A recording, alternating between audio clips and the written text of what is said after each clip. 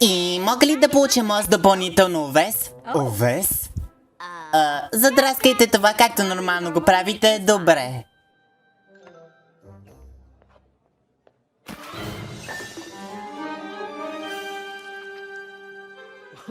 Трябва да спрем да се блъскам един в друг така. Познаваш ме? Винаги се питам да направя голямо плис наоколо, защото напитка ми някак се плисна на земята. Ще ти ето там сега.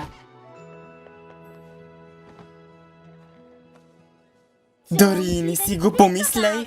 Вече опитваш да й вземеш короната. Кой знае какво ще направи Сънсет Шимър, ако завърши вземането на бившето й гадже? Не опитвам, дори не знам. Просто случайно. Бивше гадже? Флаш Сендери се къса с нея преди няколко седмици. Не мога да повярвам, че още не му е сторила нещо ужасно.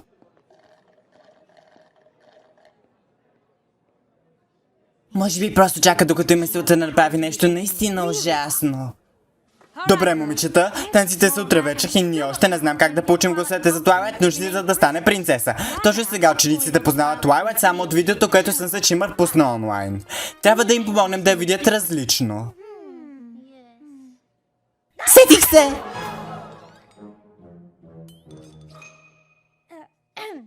Тоест, може би аз имам решение. Сега това може да е абсолютно абсурдна идея, но... Какво ако всички носим тези като знак на единство? В първата година те бяха много популярни. Начин за всеки да покаже училищен дух. Знаете, давайте Canterlot Wondercoats! Не съм продавала такива от години. Казвам, че ние пете очевидно сме много различни.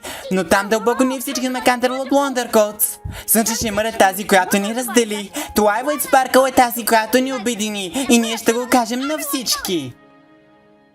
Какво мислите?